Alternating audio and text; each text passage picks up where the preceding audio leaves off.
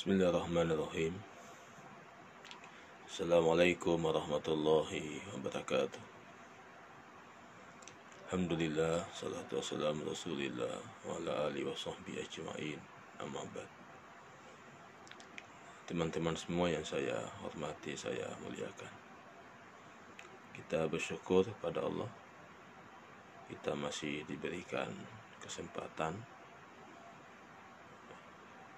kekuatan lahir batin, umur panjang, untuk kita kembali bertemu secara virtual online.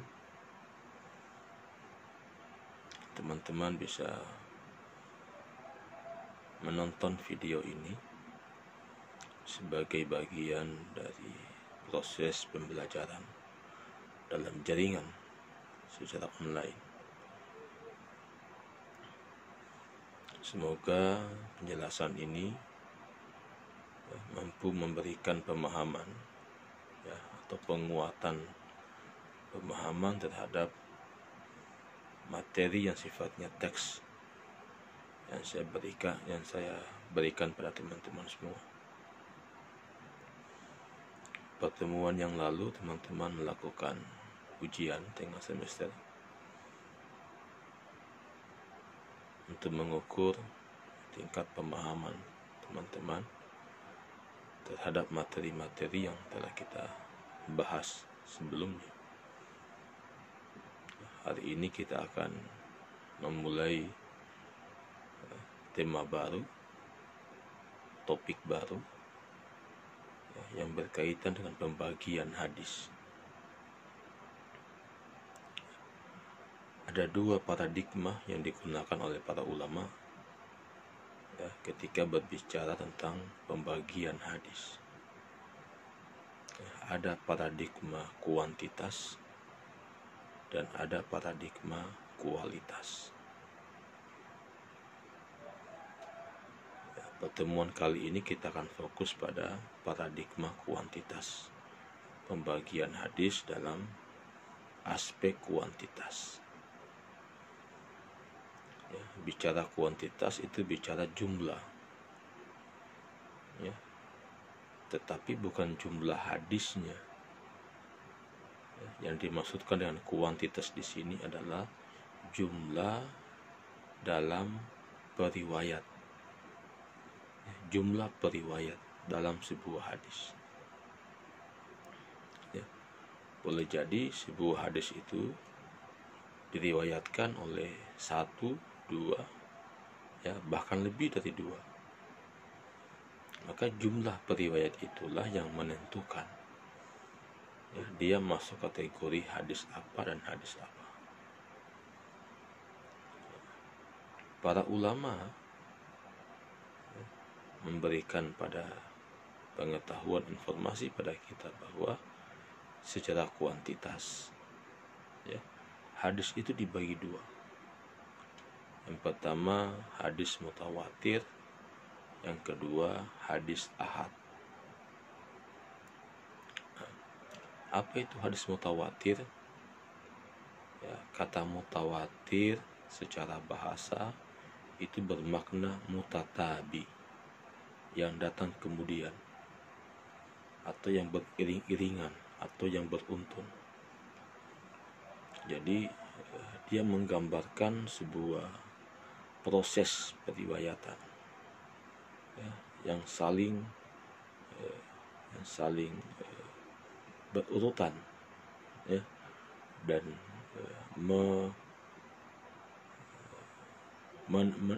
menampakkan jumlah yang spesifik, jumlah tertentu. Itu secara bahasa. Jadi mutatabi yang datang kemudian, yang beriring-iringan, atau yang beruntun. Secara terminologi istilah, para ulama menyampaikan beberapa konsep tentang apa itu hadis mutawatir. Misalnya dari ulama Ajaj Al-Khatib, dia mengatakan bahwa hadis mutawatir adalah ma rawahu jam'un tuhilul ada tawatuhum alal kadhib an mislihim min awwali sanad ila muntaha. Hadis yang diriwayatkan oleh orang banyak, ya, sejak awal sanad sampai akhir, yang menurut kebiasaan mustahil mereka bersepakat untuk berdusta. Jadi dari konseptual Ajaz Al-Khatib ini, ya, kita bisa menarik, ya, beberapa poin yang kita bisa jadikan sebagai syarat hadis untuk bisa mencapai kuantitas mutawatir, ya, hadis mutawatir. Yang pertama, periwayatnya banyak. Nanti kita akan kaji pada uraian berikutnya, ya, seberapa banyak periwayatnya.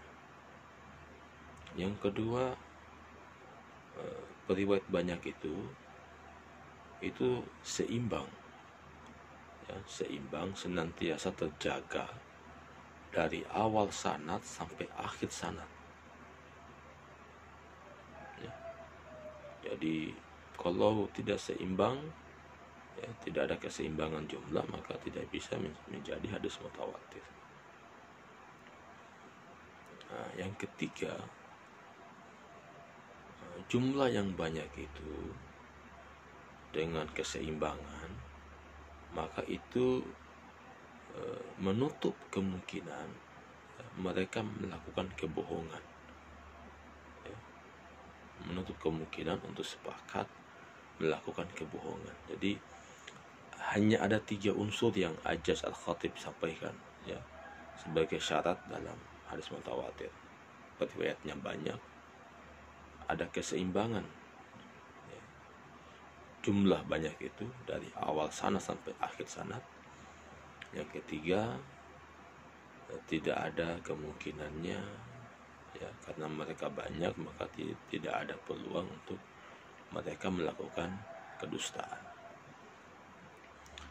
Nah, yang kedua, ada definisi dari Nuruddin Itir, ya. Dia mengatakan bahwa hadis mutawatir itu adalah hadis yang diriwayatkan oleh sejumlah orang. Tadi bahasanya Ajaz, periwayatnya banyak. Sejumlah orang yang didasarkan pada pengamatan panca indera. Ya, ini poin yang tidak ada tadi di Ajaz, ya.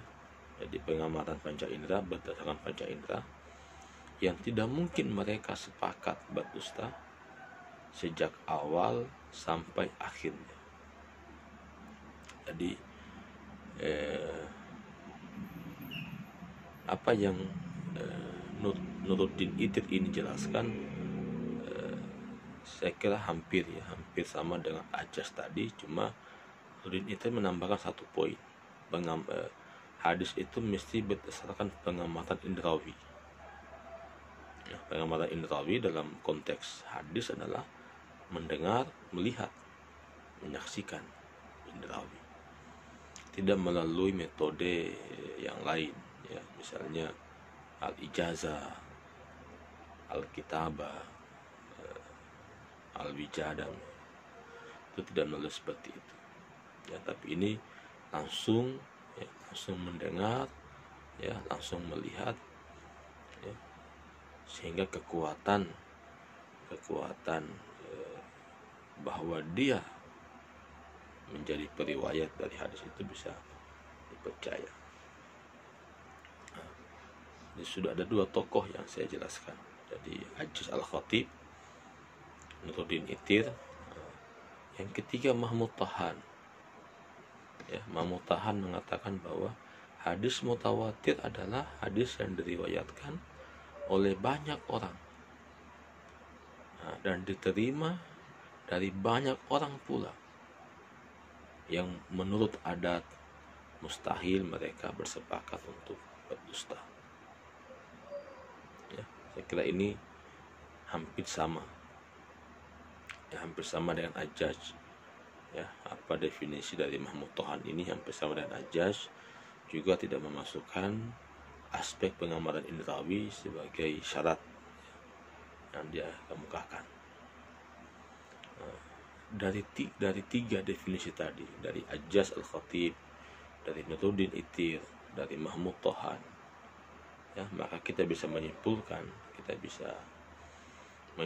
dari tiga definisi itu, hadis mutawatir adalah hadis yang diriwayatkan banyak orang, ya, banyak orang pada setiap tingkat, mulai dari tingkat mukharijul hadis atau dari sanad pertama sampai pada mukharij atau hadis yang diriwayatkan oleh banyak orang pada setiap tingkat periwayat, dari tingkat periwayat sahabat sampai tingkat mukharijul hadis, yang menurut adat rasio itu mustahil mereka untuk sepakat, ya, berdusta. Kemudian berdasarkan panca indera, sebagian ulama yang tadi seperti Nuruddin Itir itu memasukkan aspek pengamatan indrawi, ya, pengamatan indrawi. Jadi kalau kita mau berikan poin-poin, ya, maka syarat hadis mutawatir yang pertama adalah diriwayatkan oleh banyak orang.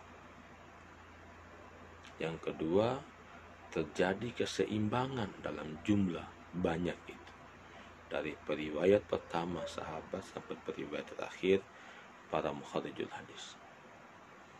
Yang ketiga, ya, periwayat yang banyak itu kemudian menghilangkan kemungkinan, ya, secara umum, secara adat untuk mereka berdusta. Ya, maksudnya kalau diriwayatkan misalnya 3-4 orang, maka tidak mungkin 3-4 orang itu sepakat untuk melakukan kebohongan. Ya, jadi kalau berkumpul 4 orang, maka ya mungkin pasti di antara satu yang masih mendengarkan suara kebenaran, yang kemudian tidak ingin terjebak pada kebohongan itu. Yang keempat adalah berdasarkan panca indera. Ya, jadi saya ingin ulangi, periwayatnya banyak, ya, adanya keseimbangan pada setiap jumlah periwayat, ya, tidak mungkin mereka berbohong, dan berdasarkan pengamatan indrawi. Saya ingin masuk pada setiap poin dari syarat ini. Yang pertama, diriwayatkan oleh banyak periwayat. Ini menjadi syarat pertama.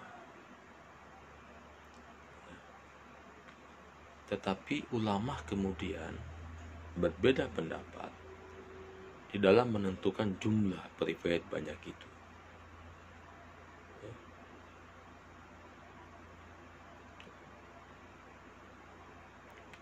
Jadi ulama tidak menentukan jumlah, yang mensyaratkan bahwa yang utama dengan jumlah periwayat yang ada telah memberikan keyakinan terhadap kebenaran apa yang diberitakan, dan mustahil mereka sepakat untuk berdusta. Jadi tidak berapapun jumlahnya, jika itu sudah memberi keyakinan bahwa mereka tidak mungkin melakukan kedustaan, itu kita sudah bisa kategorikan sebagai hadis mutawatir. Tapi sebagian ulama menentukan jumlah, ya, ada jumlah yang mesti terpenuhi. Allahu yarham Prof. Suhud Ismail itu sudah menjelaskan perbedaan-perbedaan itu, ya. Misalnya Abu Thayyib itu menetapkan minimal 4 orang, ya, 4 orang periwayat, ya. Jadi bagi Abu Thayyib, hadis mutawatir itu hadis yang diriwayatkan oleh 4 orang periwayat. Jadi banyak orang itu maksudnya 4 orang. 4 ini mesti seimbang setiap tingkatannya, setiap tabaqahnya. Tidak boleh berkurang. Ya, tidak boleh berkurang. Kenapa ditentukan jumlah 4? Nah, ini dikiaskan ya, terhadap ketentuan bilangan saksi yang diperlukan dalam suatu perkara. Jadi Abu Thaib berpandangan menentukan batas 4 orang dengan alasan bahwa atau dikiaskan terhadap ketentuan bilangan saksi yang diperlukan dalam suatu perkara. Yang kedua, sebagian golongan Syafi'i menetapkan minimal 5 orang. 5 orang. Ya, dengan alasan bahwa ada 5 Nabi Allah yang mendapatkan gelar Ulul Azmi. Jadi 4, 5. Nah, yang ketiga, ada yang menetapkan 20 orang. Ya, 20 orang dengan alasan ya, itu dikiaskan pada bilangan 20. Ada bilangan 20 yang disebutkan dalam surah Al-Anfal ayat 65. Nah, ada juga ulama menentukan angka 40. Ya, 40. Ada menyatakan 10, 12, ya 70. Jadi kalau kita mengikuti angka yang paling rendah 4, 5, 10, 12, 20, 40, 70. Tapi yang memiliki argumentasi itu hanya 4 dan 5 dan 20. Yang lain tidak menjelaskan kenapa menyebut angka 10, kenapa angka 12, ya mengapa angka 70. Ya.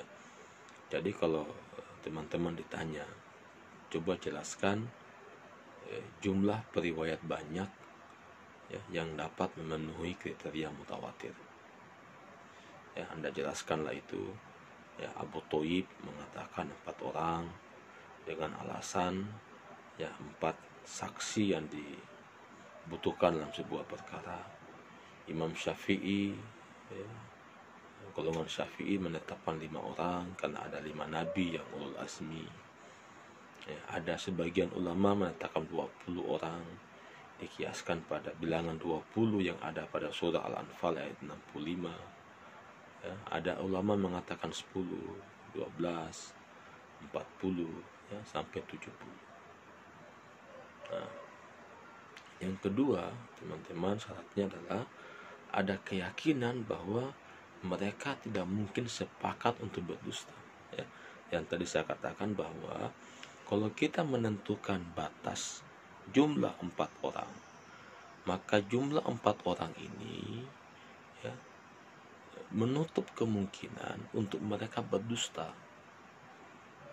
Biasanya kedustaan itu kalau hanya 1-2 orang, ya, 1-2 orang sepakat untuk berdusta itu. Tapi kalau sudah ada 3, apalagi sampai ada 4, ya ada 4, ya boleh jadi susah untuk menjaga ya informasi. Mungkin ada satu yang kemudian mengatakan kebenaran, ya. Jadi bersepakat dalam sesuatu yang buruk itu mustahil jika dalam jumlah yang banyak. Ya, tapi kalau cuma 1-2 mungkin saya kira ya bisa. Ya, bisa. Syarat kedua ini memberikan pemahaman bahwa penentuan jumlah tertentu dalam periwayatan ya bukanlah merupakan ukuran utama untuk menetapkan suatu hadis berkuantitas mutawatir. Ya, indikatornya adalah keyakinan bahwa jumlah periwayat yang ada dalam setiap tingkatan tabaqah sudah dapat memberikan keyakinan bahwa mereka tidak mungkin sepakat untuk berdusta. Yang ketiga, adanya jumlah periwayat yang sama, keseimbangan jumlah pada tiap-tiap jalur sanad. Jadi hadis yang berkuantitas mutawatir itu disyaratkan jumlah periwayatnya dalam setiap tingkatan sanad harus sama dan seimbang. Jadi kalau sanad pertama misalnya ada 4, maka naik ke atasnya juga 4, di atas juga 4, jadi keseimbangan jumlah. Nah, kalau misalnya dia 4, pertama naik jadi 3, nah itu tidak lagi menjadi mutawatir.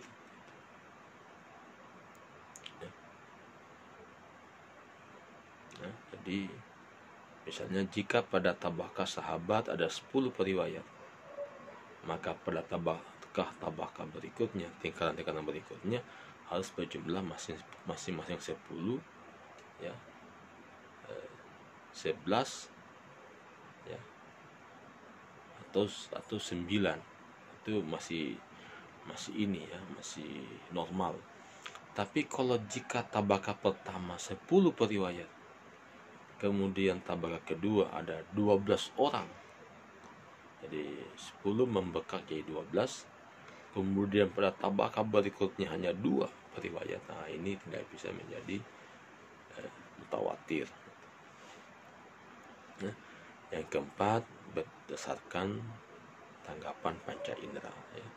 Jadi hadis yang disampaikan oleh para periwayat itu nanti bisa berkuantitas mutawatir harus berdasarkan hasil pengamatan indrawi, ya, baik mendengar, melihat, dan seterusnya. Nah, hadis mutawatir itu tidak didasarkan pada perkiraan, pemikiran, ya, hasil istinbat suatu dalil. Jadi itu 4 kriteria. Jadi kalau misalnya diminta, coba sebutkan syarat-syarat, ya, hadis mutawatir. Banyak periwayatnya, ada keseimbangan jumlah dalam setiap tingkatan periwayat, ya, tidak mungkin mereka sepakat berdusta, dan berdasarkan pengamatan indrawi.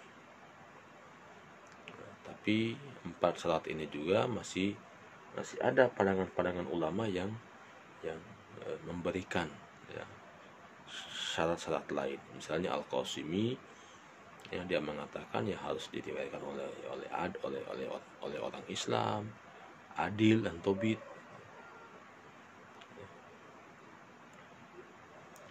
Jadi Al-Qasim itu mengatakan bahwa hadis mutawatir itu mesti memiliki 4 syarat. Berita yang disampaikan harus berdasarkan ilmu, bukan dugaan. Ilmu yang disampaikan hendaknya bersifat daluri, ya, yang diperoleh melalui panca indera, memenuhi jumlah tertentu. Jumlah tersebut harus sama sejak awal sampai akhir sanadnya. Saya kira ini hampir sama, ya. Nah, itu saya kira pada aspek konseptual, ya, dan dari pengertian sampai syarat, ya, karena ya, setiap pengertian itu pasti mengandung unsur-unsur persyaratan. Kita bisa menurunkan dari konsep pengertian menjadi sebuah alat ukur syarat-syarat yang bisa menentukan satu konsep itu. Nah, kemudian para ulama melakukan klasifikasi pembagian hadis mutawatir, ya.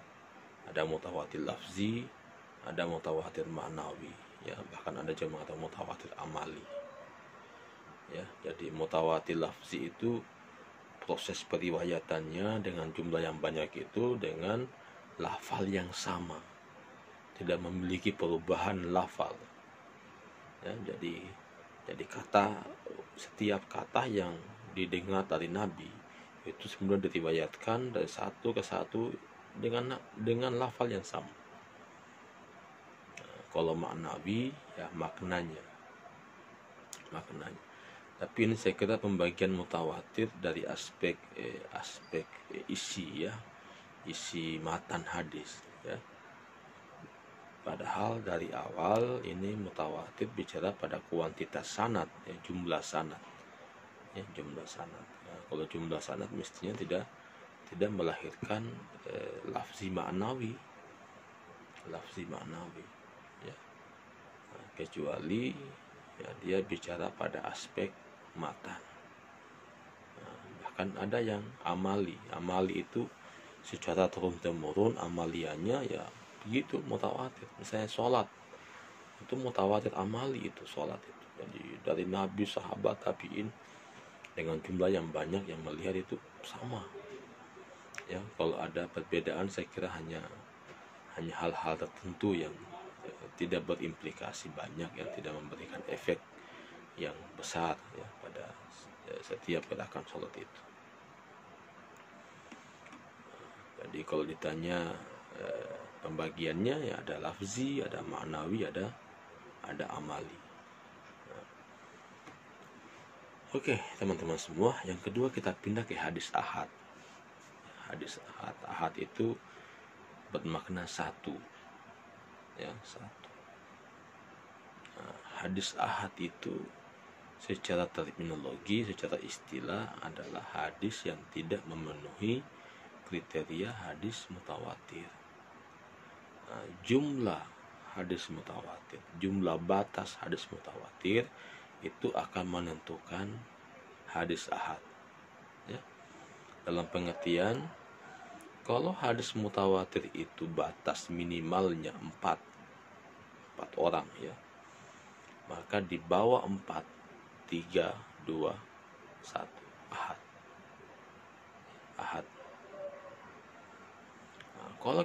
Kalau kita mengambil batasan mutawatir 5 periwayat, maka di bawah 5 menjadi ahad ya. Jadi hadis ahad ini sangat ditentukan oleh jumlah periwayat mutawatirnya ya. Pada batasan jumlah berapa dia menentukan mutawatir, itu akan berimplikasi kepada hadis ahadnya ya. Jadi kalau ditanya apa itu hadis ahad? Hadis ahad itu artinya hadis yang secara bahasa satu ya, satu orang. Kalau istilah adalah hadis yang tidak memenuhi kriteria atau syarat hadis mutawatir. Para ulama membagi tiga hadis mutawatir itu. Yang pertama hadis masyhur ya, hadis masyhur, hadis yang populer, yang terkenal ya, di masyarakat ya. Masyhur itu artinya terkenal, populer gitu ya. Secara istilah hadis masyhur adalah hadis yang mempunyai jalan yang terhingga tetapi lebih dari 2 jalan dan tidak sampai pada batas hadis mutawatir.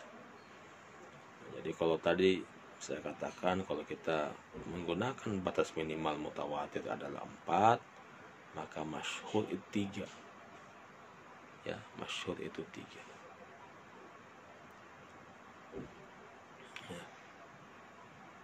Hukum hadis masyhur tidak ada hubungannya dengan sahih tidaknya suatu hadis. Jadi ini kita tidak bicara pada aspek kualitas ya, tidak sahih nanti pekan depan itu.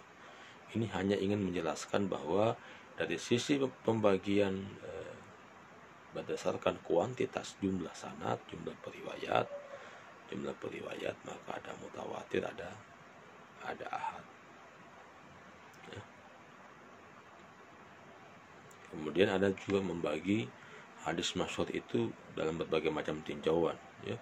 Ada masyhur di kalangan ulama hadis, ada masyhur di kalangan ulama hadis dan ulama lainnya, ada masyhur di kalangan ulama fikih, ada masyhur di kalangan ulama tasawuf, ada masyhur di kalangan orang awam gitu.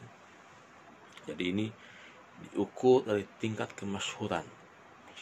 Jadi kalau sudah ada 3 orang yang meriwayatkan hadis itu sudah dianggap masyhur, terkenal ini hadis.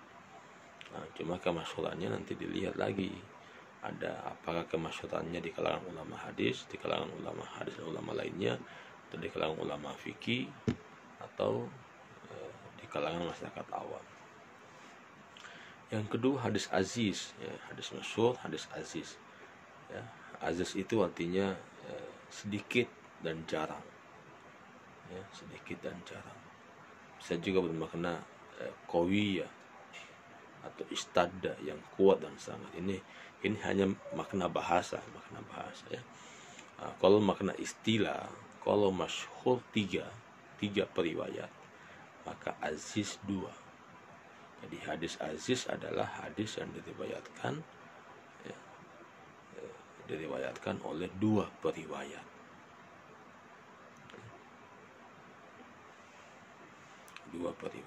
Nah, yang ketiga namanya hadis gharib ya, hadis gharib ya. Hadis gharib adalah hadis yang diriwayatkan oleh satu periwayat. Jadi masyhur 3, aziz 2, gharib 1. Kalau kita menggunakan batasan 4 sebagai dasar mutawatir. Dasar mutawatir. Tapi kalau misalnya mutawatirnya dibatasi 5, maka masyhurnya 4, aziznya 3, gharibnya 2. Ya.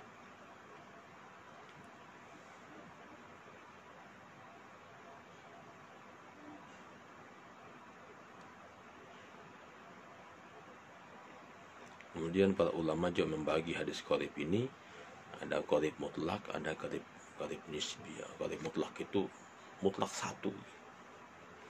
Tidak ada penambahan jumlah periwayat pada setiap tingkatan. Ya, kalau nisbi ya ada kemungkinannya. Misalnya Nabi ke sahabat 1, tapi sahabat ke tabi jadi 2. Nah, dari 2 tabiin jadi 1 lagi. Ya, ini gharib nisbi namanya. Tapi kalau gharib mutlak itu dari sahabat, dari Nabi, sahabat, tabiin sampai ke mukharij itu 1. Ya, saya kira ini ya penjelasan singkat yang saya ingin sampaikan pada teman-teman semua sebagai penguatan materi ya, materi teks yang saya telah bagikan. Mudah-mudahan dapat dipahami ya. Jika ada kekurangan ya, mohon maaf ya, ini kelemahan saya. Semoga Allah memberkahi kita semua. Assalamualaikum warahmatullahi wabarakatuh.